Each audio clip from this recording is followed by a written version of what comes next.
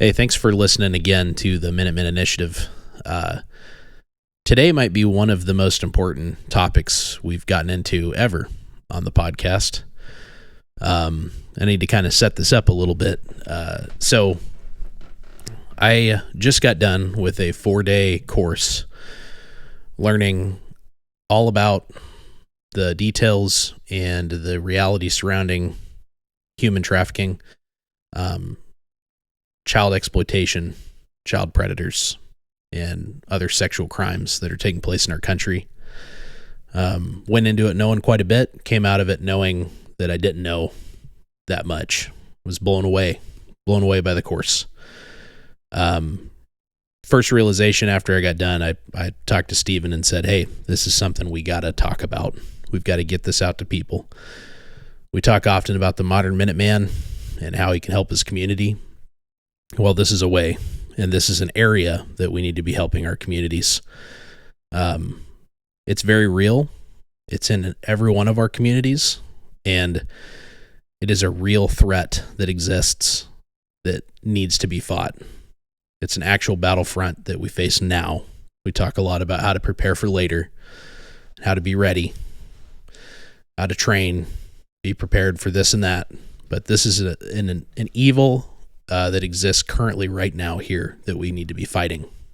So this is kind of part one.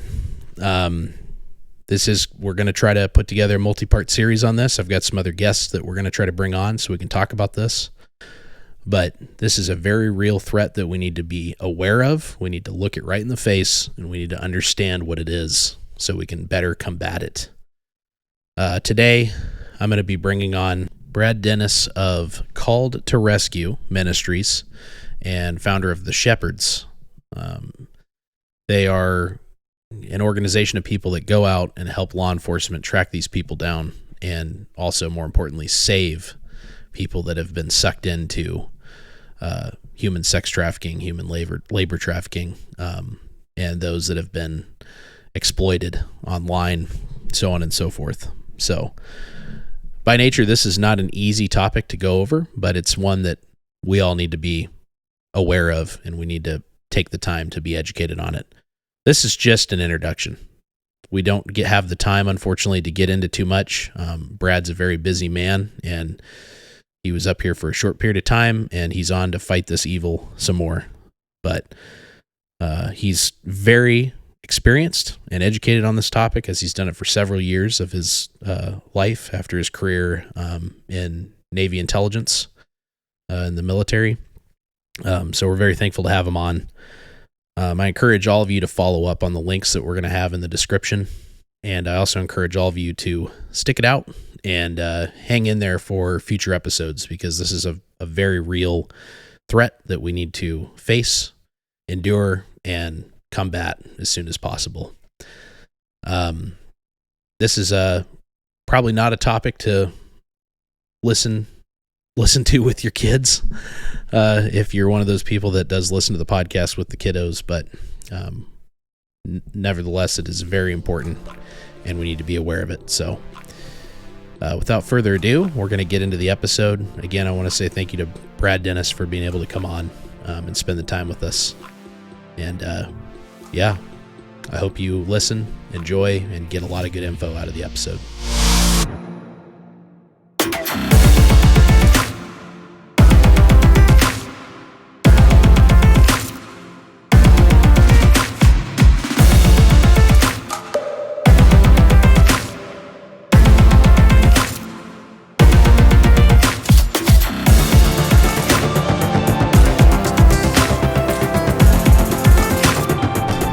All right, so we got a pretty important topic to get into today, and we're not going to beat around the bush. We're going to get right into it.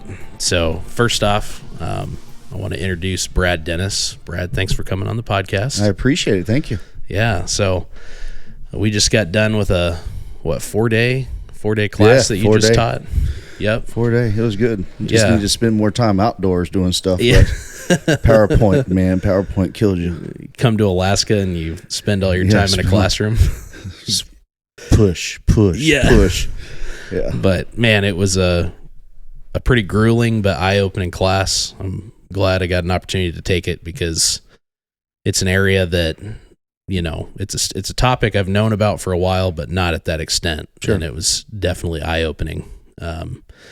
But yeah, I don't know if you want to maybe introduce yourself a little bit, get into your background, and kind of let the people know what you're all about. Yeah, man. Brad Dennis, retired military, Master Chief with the Navy, cryptologist, intel, did some things along the way, but part of that process was also getting engaged and involved in rescue and response into different situations. Kind of started off with disasters, and then just missing persons, and then before I know it, I'm knee deep into human trafficking and child exploitation, and so been engaged and involved in those kind of operations, rescue operations, intelligence operations against child trafficking and trafficking rings for about the last 18, 19 years straight. Wow.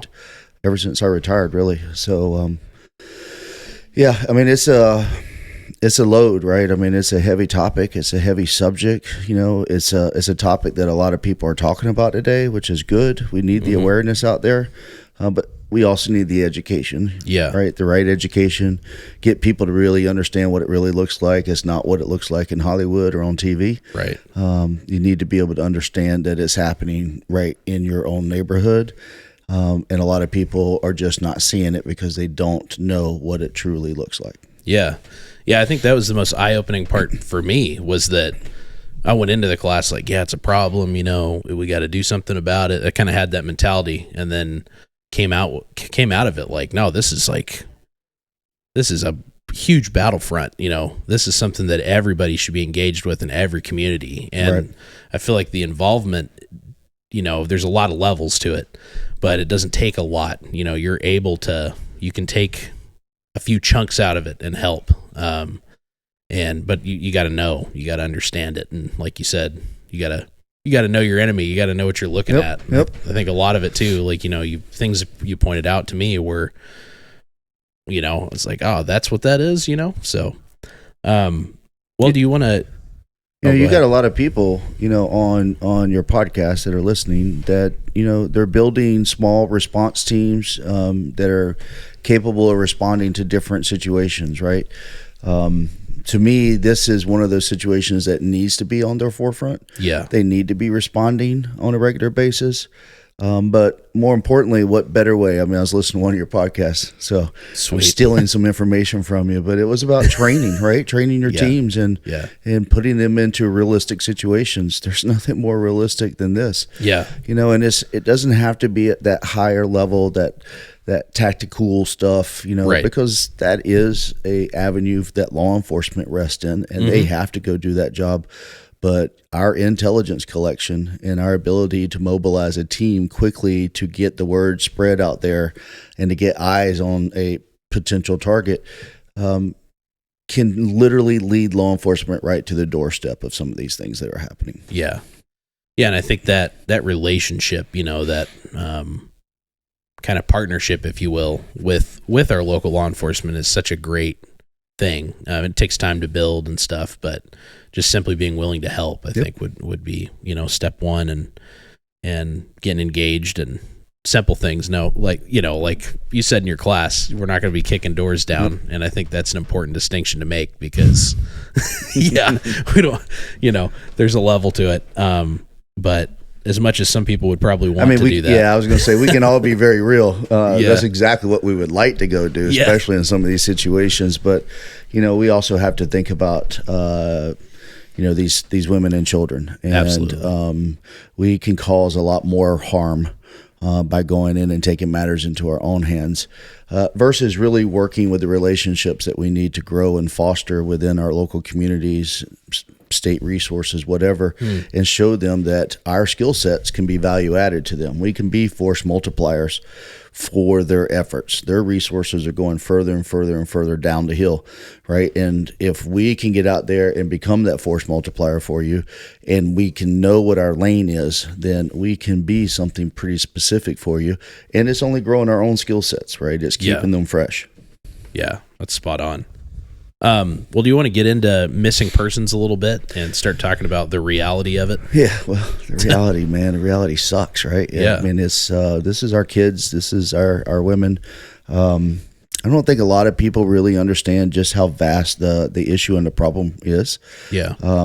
Just to kind of give a frame to it, about 10 years ago, we averaged in our country around 1,500 children going missing every single day. Holy smokes. Yeah. 1,500 children that are reported missing every day. Now, of course, there's always going to be those that are not reported missing. Yeah. And regardless of what the situation is, they're at risk. I mean, I don't care if you can call them runaways all you want. They're a missing child. Right. They're not where they're supposed to be. They're not in a place of safety. Some of these kids are going out there and doing this on their own, and they don't know what they're getting themselves into. Right. The moment that a kid runs, man, they're running from something or they're running to something, it exposes a vulnerability that they have that predators are waiting on. So 1,500 of them every single day 10 years ago. Today that number is 2,300. Oh, man. Every day. Every day. And that's a new 2,300 every day. That's a new, brand spanking new 2,300 kids every single day. Man. Every 40 seconds. Crazy. Unbelievable. And you know, that's everywhere, right? I mean, this isn't a matter of whether or not something like this is going to happen, right? This is a matter of when. Right. Right. It's not an if issue, it's a when issue. And are we prepared to respond to those issues? Or are we just going to, worry about some other higher thing that we think is a greater cause or whatever that we may never, ever see? Or this is an issue that's happening right now in your communities, in your neighborhoods, more than likely to people that you know, or even to yourself. And there needs to be a response already set up in place. Yeah. What how important is the response to something like that? Because I think that's another area that either there's misconceptions or people just, don't report it until way later. Yeah, I think there's a huge myth, and we saw that in class, right? I posed the question, and like half the class gave us, the myth answer. A lot of people still believe that you have to wait 24 hours to report someone missing, and that is absolutely wrong, especially for a child, right? There is no time frame requirement. Matter of fact, the moment that you report the child missing, the federal law states that law enforcement is mandatory that they have to then enter that child into the National Crime Information Center's database, NCIC, within 2 hours. So they are mandated that they have to enter that child into NCIC, which now puts out the alert all over, right? It's in the system. If any cop in any jurisdiction finds this child, pulls over a car, responds to a domestic violence call, whatever that is, and they run this name, it's going to immediately alert that this kid is missing. So it's critical. Yeah. No, don't wait 24 hours. The longer you're waiting, the odds are against you. Yeah. Right? Because many times we really don't know why this child went missing. It may read to you, the family. It may even read to that investigator, that patrol officer that's coming to the scene as a runaway, until you dig deeper. And then you start to discover things like grooming that was taking place, like education and training by some predator that was telling this kid to pack a bag to destroy their phone or destroy the SIM cards or to pull the hard drives, giving them explicit instructions on how to get rid of all of the traces of that predator. And if that predator is going to that much degree to make this look like something very innocent, then I can guarantee you that what he wants from that child is not very innocent. Yeah. And so there are some stats that we use from the Attorney General's Office of Washington State. They conducted just an incredible study. Back around 2000, 2001, they studied over 800 cases of child abductions. And each of those child abductions, unfortunately, resulted in the child's murder, homicide. And what they found is that within 30 days, all 100 of those kids were already deceased within 30 days. They also discovered that 99% of them right? 99% of them were murdered within a week. Wow. 91% of them were murdered within 24 hours. Now imagine if you were that person that believed that you weren't supposed to report your child for 24 hours, you were already behind this time schedule. Oh, yeah. Law enforcement is not even being able to ramp up. And 91% of those cases, the child had already been murdered. I think the stickler one, the one that gets everyone, the one that gets me, was the next category that they found out, which was within 3 hours of that abduction, 74% of those children had already been murdered. 3 hours. 3 hours. Insane. And then wasn't there one for 1 hour? It's like 44% or something. 44%. Which is just, I mean. Where is that misconception coming from? Like, why is that so widely known? Like the 24-hour.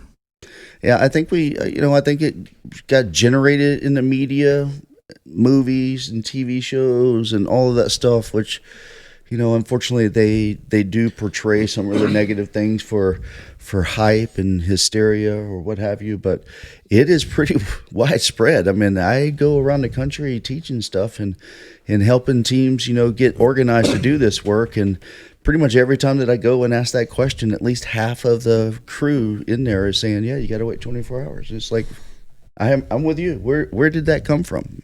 Yeah. It's crazy. I mean, even this class you just did, you asked that, and like, what's the time? You went around and asked everybody. I want to say it was like 90% of the class. It's like, yeah, 24 hours. Yeah. I mean, I was even like, 24 hours. And then I think you said, when should you? And then everyone's like, immediately, and it kind of clicks, and then you're like, yeah, and you told us there's no time limit. And right. I went home and immediately told my wife, excuse me, that, and right away, 24. Yeah, it's 24 hours. The police won't even help you before 24 hours. And I was like, it's not true. And she was mind blown. She's like, I've been told that my whole life. Exactly. It's just wild. What an epic failure as far as like, how has that not been just shut down? Yeah. Because I've heard it too. Like, I mean, it's just weird to me. Yeah. Yeah, so that federal time frame, that's in the Adam Walsh Child Safety Act. So, your listeners can go and pull that up. They can actually see that requirement that law enforcement, when they take that case, right, when law enforcement gets that call, they literally have 2 hours to get that child entered into the system, which I think is important, right? That's important to understand. That's important to know. But that's more importantly, that's important for us to get out there and share the right information. Yeah, absolutely. Well, since we were kind of already in that realm, I want to jump into sexual predators a little bit. One, because I think there's some misconceptions surrounding that, and two, I think there's some things that people can know that can help prevent their effectiveness. Mm-hmm. Do you want to talk a little bit about some of the different types of predators? I know I'm trying to remember them, but I know it's like fixated. Mm-hmm. But you're getting chill bumps rolling up on me. I know. Don't like these people. I don't either. Like them at all. But people need to know. We need to know what our enemy looks like. Yep. Okay, so yeah, there's a couple of different varieties. Unfortunately, there is what is called fixated, and there is regressed. Fixated essentially is more along the lines of what most people would understand as a pedophile. So just to kind of go through some of this, a pedophile or pedophilia is someone that has this overarching desire and need to have a sexual relationship with a prepubescent child, so a child prior to puberty.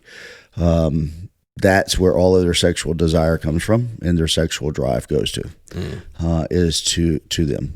They become fixated on a certain age group and a certain category of individual that they are after. The vast majority of our victims of fixated offenders is going to be young boys. And we see that, and they will groom, and they will create opportunities and abilities to do exactly that, to get in touch with these kids. That's a bad way of saying that. So, regressed is someone that has that desire to have that sexual relationship, right, with a child. Could also be a teenager. They keep it tamped down.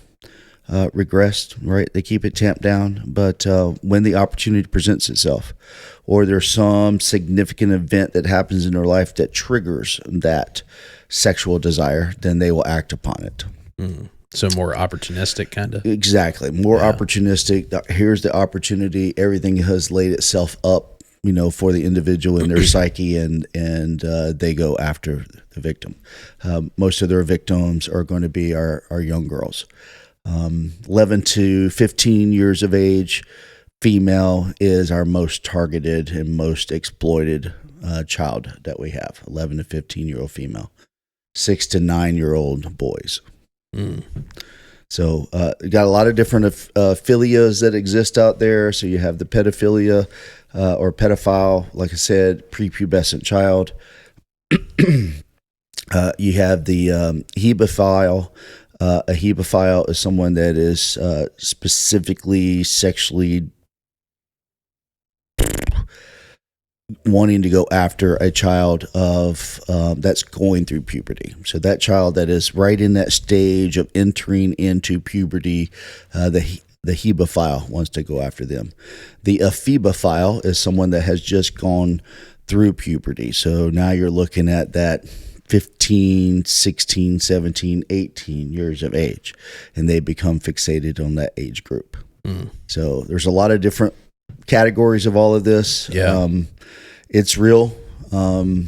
It's pretty regular online. I mean, the target is that most people still believe that the risk is that creepy white van rolling through your neighborhood, right? They're pretty creepy, right? They desire a couple of shots across the bow. I'm just saying, but really the target of and the opportunity is on the devices that our kids are carrying around with them every single day that we freely are allowing these kids to have, right? Yeah. That's the danger zone, right? We are literally allowing our kids to take a predator into their bedroom at night and close the door. Man. I mean, think about it that way, right? That's because wild. There there is on any given time, according to the FBI, 650,000 predators online.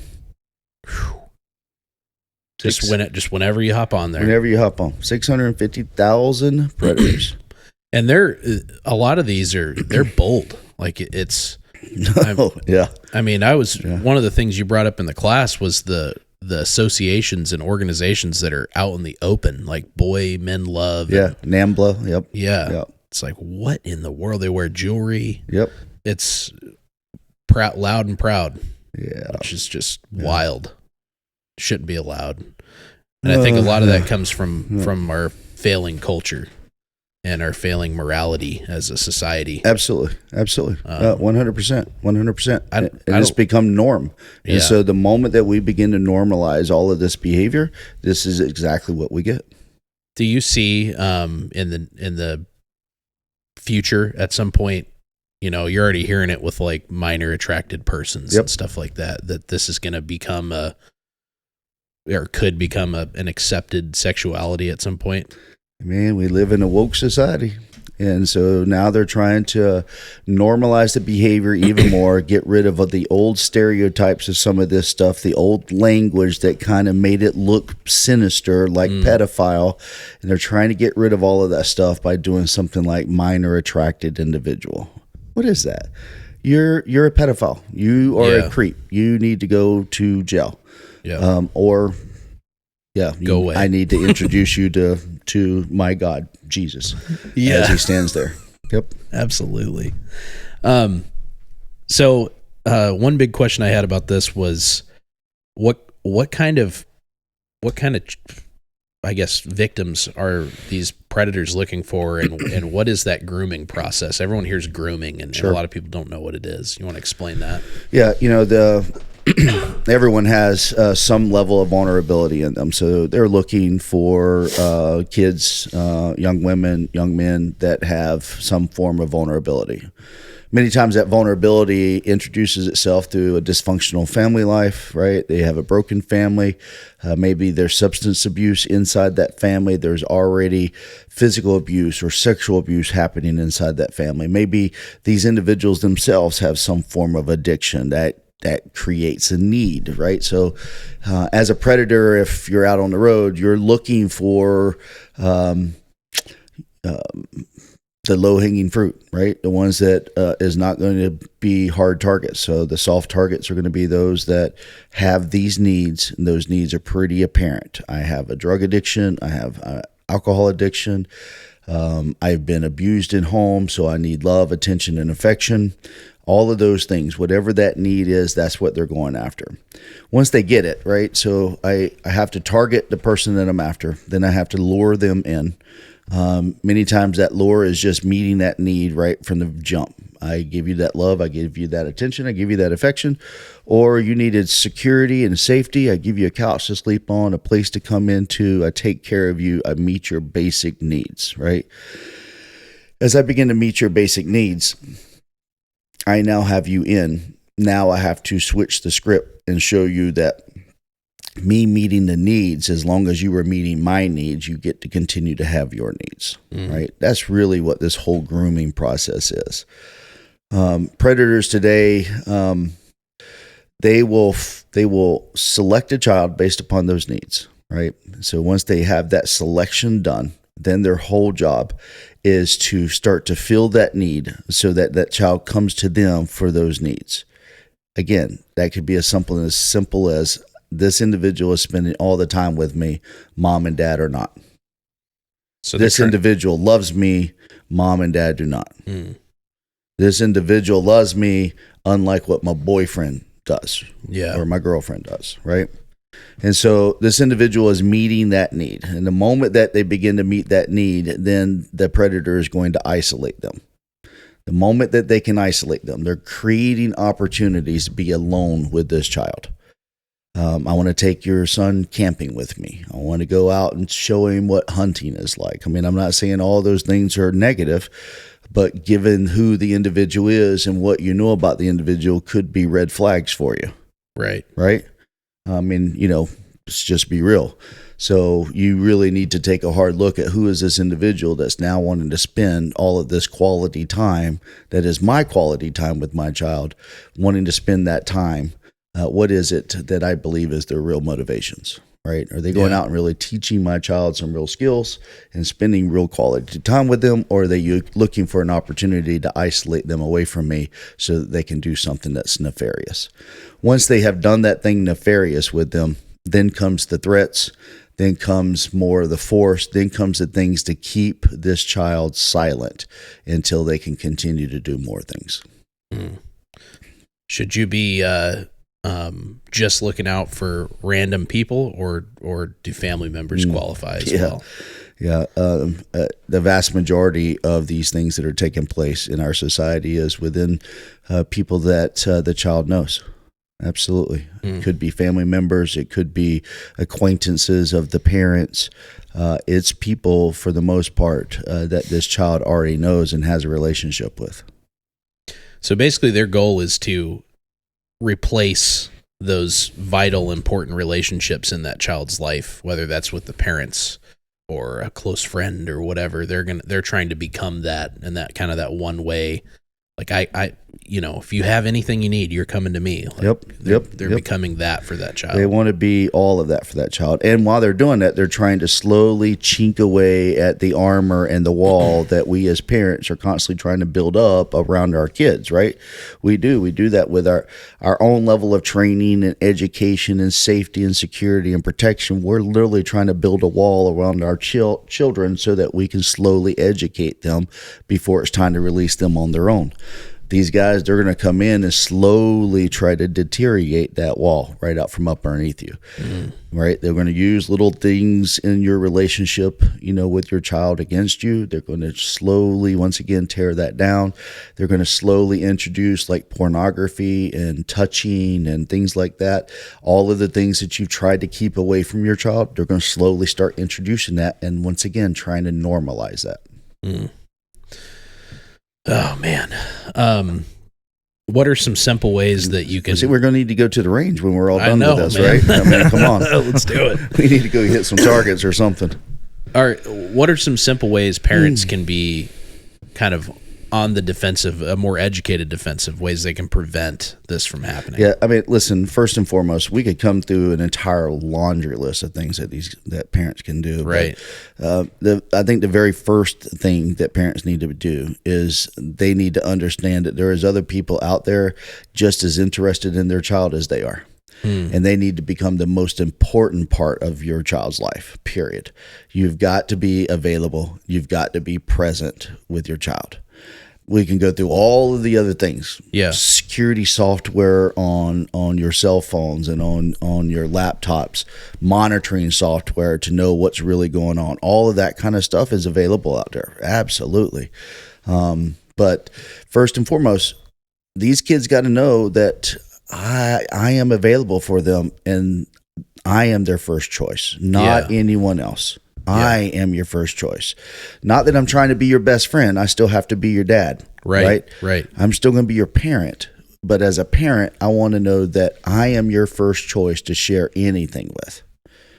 Right. And that should be an open and safe space when you need to come to me, and that I am available. So therefore, you're not seeking someone else for availability. If you need love and attention and affection, you get that from your parents, right? From mom, from dad. And you don't get that from creepy uncle, creepy cousin, creepy door or neighbor next door, whatever. Yeah. No offense to all the uncles out there. Just saying. Yeah. Technically, you and I are both uncles, Steve. Yeah. Well, that's why I was looking at you. You're a bunch of creepy uncles. Yeah. I know. I feel like a lot of the other things that are positive in your child's life will fall into place pretty naturally as long as you are available for him. You are investing in your child. And I also believe that you should be raising them biblically. That's, personally, I think if you're doing those things, which, backing up even farther, if you're raising them biblically, then those things will be already happening. Possible. Yep. See, now you're going to get me to have to put on my pastor hat. Hey. Right? This is also Pastor Brett speaking. Yeah, absolutely. But absolutely. We need to reinstill some core values in our children. When did you get out of the Army? Yeah.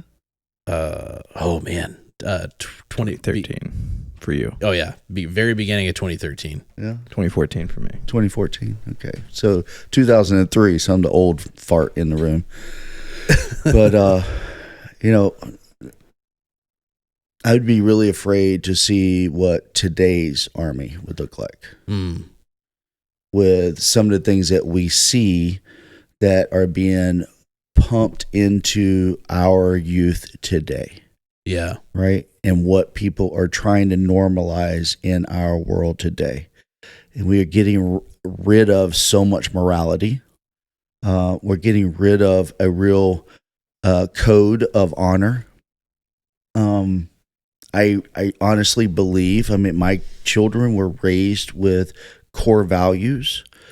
In the military, we all had core values for whichever service that we were serving under.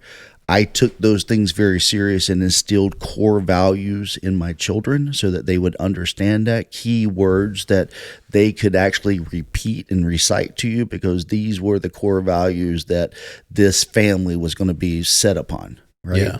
Yeah. I don't know that we are doing that today. I don't know that a lot of families are doing stuff like that today. I think we get so caught up in trying to survive out here and make the next buck and chase the next dollar and do this and this and this, that we're not taking that time, that critical time, to make sure that our kids are being raised on some real value systems, regardless of what society is taking away from you, right? Yeah. If society wants to take it away, then unfortunately society is going to take them away. Right. That doesn't mean that I have to go that direction. I am Yeah. going to have these values moving forward.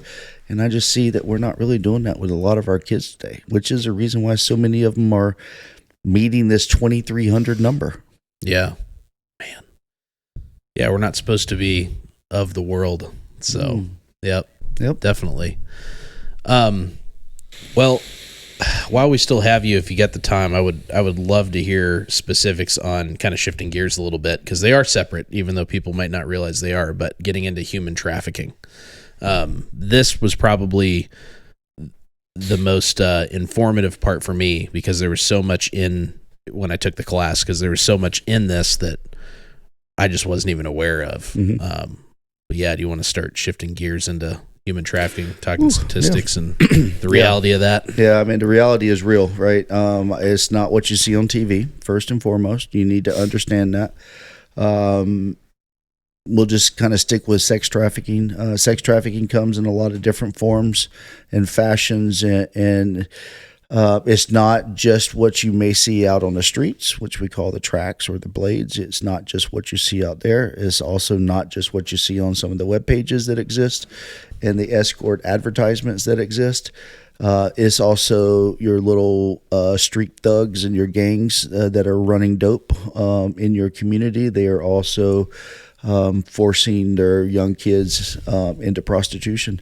And they are making money off of that, because after all, I can only sell that rock once on the street corner, but I can sell her over and over and over and over to you. So we have kids that are in trap houses right now around the country. Same dope houses where dope is being stashed and run from, they're being prostituted out of. We have kind of what I kind of call loosely organized stuff that takes place in apartment complexes and trailer parks and small little communities and enclaves, right? We have that kind of stuff. Out here in Alaska, we would probably see those types of things taking place in villages, right? Yeah. 35% of all of your human trafficking victims here in Alaska are first Alaskans, right? Are indigenous people. Yeah. Out there in those villages.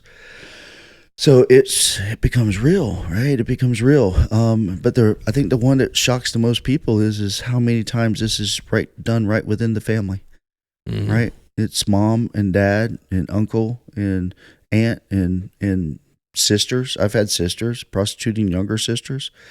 It is them. They're meeting their needs and sacrificing the innocence of someone within their own family. Mom or dad that are unemployed and are trying to feed a drug habit will sacrifice the innocence of their child, and they will sell their own children. And that's the one that's, all of it is sickening. Obviously, that one kind of gets to you. Yeah.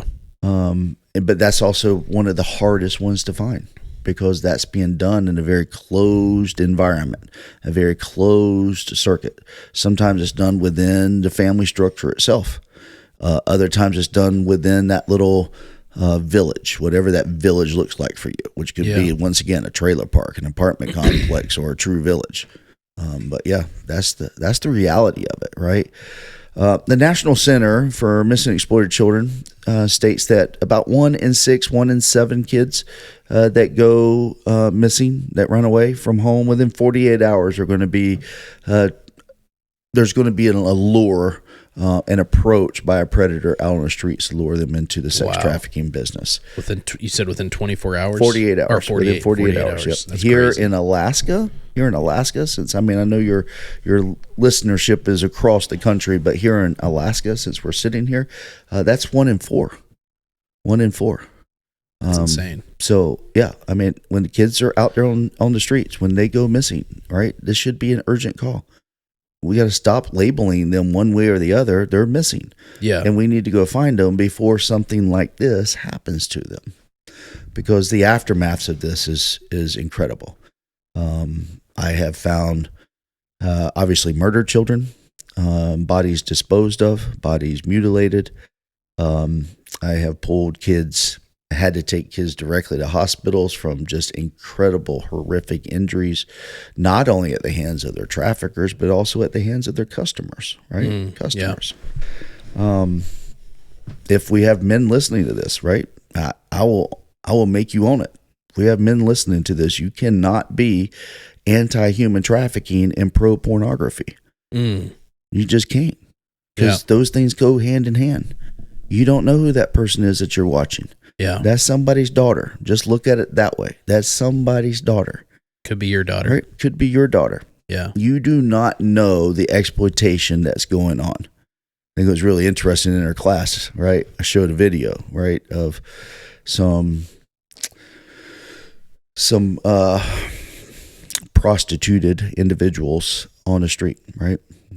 I don't call them prostitutes. They're not prostitutes. I don't call them child prostitutes. All of that connotates a choice. It makes you sound like they had a choice.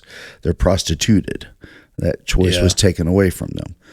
But I showed in there some of that. And one of the individuals in the class kept going back to the fact that one of the young ladies was smiling. Remember that? Yeah, yeah. Like, this is not them having fun. No, this is not them having fun. You'd have to sit there and watch the whole thing, not just this 2-second little glimpse. This is not them having fun. This is them terrified every time they get into a car. This is not them willingly wanting to make a choice in this. Every single time I've ever asked a kid what they want to be when they grow up, none of them have ever said, I want to be a prostitute. Yeah. Right? None of them. They have other dreams, other desires, and unfortunately for too many, this has become the plight. Yeah. I think one of the other things that would probably shock a lot of your listeners is that the average age of entry into the world of prostitution here in our country, the average age of entry is around 13 years of age. Man, that's a baby, you know, that's no life experience yet at all. That's wild. Yeah. And I think one of the things that shocked me was finding out how many of them live when they get in that environment. Like, there's no freedom. Right. There's no freedom. I mean, there's beatings, there's travel, there's constantly changing phones, changing hotels, changing locations, running and gunning, get into an area really quick, and set up and do your business and then get out as fast as you can. Yeah, some of these guys would have done good with recon patrols. You know, they can get in and they can get out. And they're really, really good at that part, and those pieces of it. Yeah. Yeah. And it's happening everywhere. I mean, it happens everywhere. So I don't care where you're at when you're listening to this. I guarantee you it's happening in your neighborhood, in your community. Yeah. And there's ways for you to get involved, right? Yeah. So, just for a little more awareness on the human trafficking side, what would qualify trafficking? I know there's sex trafficking and then labor trafficking. Maybe just a quick difference between those two, but then what would qualify someone as being trafficked? So, sex trafficking or sexual exploitation, in a nutshell, every state has their own varieties of what their state laws look like. But for the most part, the federal definitions of it is for sex trafficking, a commercial sex act is involved or engaged. If the person is over the age of 18, then force, fraud, or coercion was used to manipulate that person into that commercial sex act. That is a victim, right? If the person is under the age of 18, I do not have to prove force, fraud, or coercion. I just have to prove that there was a commercial sex act.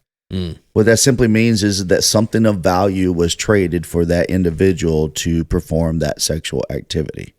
That sexual activity can be intercourse. It can be oral, digital, whatever. It can also be videoing, taking photos of a nude person, sexting. It could be any of those types of things, as long as something of value was traded for it. Something of value does not have to be money, right? It doesn't. It could be a blunt, right? Yeah. Come and do this, and I'll give you a hit, right? It can be that. That's something of value. Couch to sleep on is something of value. I'll buy you a new pair of jeans, or I'll go and get your hair done or your nails done, whatever. That's value. Yeah. Would you say that the like CSAM and all that kind of stuff, which maybe you could speak to a little bit, is it so it's very wrapped up in the trafficking side as well? Yeah, absolutely. So CSAM, child sexual abuse material. CSA is child sexual abuse images. That's the terms that we are really trying to move towards and get away from child pornography. Once again, that's a whole group of people out there that manufacture, distribute, and do that heinous crime, that are trying once again to normalize it by calling it pornography, because pornography has become so normalized in our society. No, it's child sexual abuse images. It's child sexual abuse material, right? In other words, that's an evidence of a crime. That's a crime scene. Yeah. Wherever that photo was taken, that's an active crime scene. And that person that's in that photo is an active crime victim. And the person that took it, that produced it, you're an offender. You're a scumbag. You're a dirtbag. You need to go meet your maker or go to jail. But yeah, that's wrong. So CSAM and CSA both are absolutely interlinked and intertwined with everything to do with human trafficking. Anytime that I go, I've seen this overseas way too many times in other places where men will travel there solely to have sex with kids, and then tape it and film it and then upload it onto Pornhub or one of these other pornography places. Yeah. And they're profiting off of it. It's all human trafficking. Yeah. Every last bit of it. So, man, heavy stuff. So I guess You asked for this, right? I know. I mean, 8 o'clock in the morning, Yeah, we're too. doing it. Come on, man. people need to hear about it. Woo. I really want to, we're trying to set it up, but I think I'm going to have Representative Sarah Vance on next. Oh, and, beautiful, beautiful. follow up with Alaska I specifically. like it. She's a little pit bull. She man. is. I like man. her. I like her a lot. Yeah, it's good to have people like that Yeah. in your state representative house. But so same kind of question like we talked about with the child predators, and I'm sure a lot of it overlaps. And I know you got to hit the road here pretty soon. But what can people be doing to prevent the trafficking stuff and keep their kids from falling into that? Yeah, so the vast majority of it for these kids, I mean, if they're not already out on the streets, then they're being groomed away from home, right? I mean, that's just how this works. So know the vulnerabilities of your child, know the risk characterizations of your child, know what their needs are, be the one that's meeting those needs, or helping them reassess what a real need is versus a want, right? Yeah. But be the one that is supplying those and not someone else. Be available and be engaged, right? These are all simple things, I know, but here's the deal. We're not doing them. We are not doing them. Listen, a pimp, I don't know how many times I've had pimps tell me that the reason why they get so many of these kids is that they're willing to spend the time with these kids and their parents aren't. And when I say that, that's real, right? I mean, I have pimps that I have watched them. I have literally timed it. They have gone into a restaurant just to spend time with their child, right? Your child, and they're spending 3 and 4 hours in there just talking to them about all of their wishes, all of their desires, everything. We go into a restaurant, we're ready to get in, eat, and leave. Let's go. Yeah. Done. I want to get back home and turn on the tube. Yeah. These guys are willing to spend 3-4 hours. That's serious, right? Yeah. So they're willing to do those things. They're willing to be engaged. They're willing to be involved. We have to be more engaged and more involved. And quite frankly, I think that every single parent needs to take the phones out of the bedroom at night, period. There needs to be a little basket or someplace, and you put the phone up in here. You get it tomorrow morning when you get ready to go again. Yeah. But you don't need to take it in there. There's absolutely nothing that is that important that you need to be doing right now with that phone. Right. Yeah, no, I agree. I think the softwares you mentioned too, like the monitoring, alert softwares that are available now on phones, is another great idea. Yeah, it's wild. I think you're spot on. I think we need to bring Jesus back into the household. Yep. And Amen. Fathers need to stick around. Men need to be men, right? They need Yep. to be men. They need to be fathers, right? Anybody can be a baby daddy. Yeah. Right. Yeah. For sure. Well, as we kind of wrap up, do you want to talk briefly on the Shepherds, what that is, and what you guys have been able to do? Because it's pretty amazing. Yeah, really quick. The Shepherds really consist of a number of different nonprofits that have gotten together, all with kind of the same emphasis around us. So the first one is Free International. They're based out of Las Vegas. Michael Bartell, Denise Bartell, amazing couple. God led, do a wonderful job at building teams in capacity wherever they go.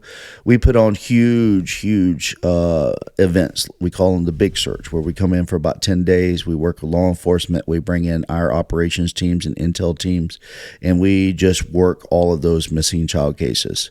Once we find these kids, our job, we put law enforcement in front of them, let law enforcement go in and pull them out of those situations. And then we come on the backside of that and try to connect those children and those families with some faith-based resources, some real resources.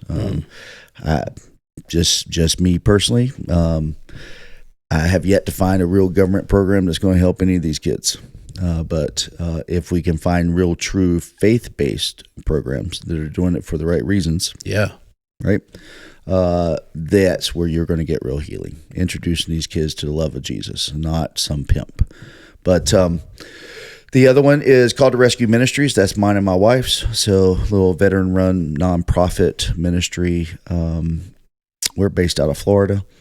And we predominantly run all of the missing persons cases all through that whole region. But we also deploy our own operations teams and intel teams to support the Big Search. And then we have a huge training and education component, as you know. Yep. Where all we really want to do is just go and create more shepherds teams, right? We all know them as sheepdogs, but from the faith-based perspective, those were shepherds, right? Those were the ones that are willing to stand in the gap and protect their flock. And they'll do it with a staff or a rod. And you have to kind of go and maybe read a little bit about what a staff and a rod does. But there's a pointy end to that spear, right? Yeah. And so that's what we want to do, right? We want to raise folks up and help support teams that are getting out there and trying to get started on some proven best practices of how to get out there and respond to missing children, and be, once again, force multipliers for their local agencies. Yeah. So if somebody's interested in contacting you guys to try to get that training, where do they need to go? Yeah, so they can go to my website, which is C Charlie 2R Romeo Ministries.org. So C2R Ministries.org, Called to Rescue. They can also send me an email, right? I'm reachable. So I'll give you my public facing email, C2R Shepherd, SHEPHERD. So C2R Shepherd @gmail.com. And then, I don't want to say more importantly, but I guess more urgently, if somebody wanted to contact you and your team, the Shepherds, to help them find their child, same place, or where do they go? Yep, just same place. That's just the easiest and simplest way. If I could read my hotline number off the top of my head, I would do it. But give me just a minute, and I'll pull that sucker up and tell you. Man, I should memorize this stuff, but and while you're looking that up, here you go. I got it.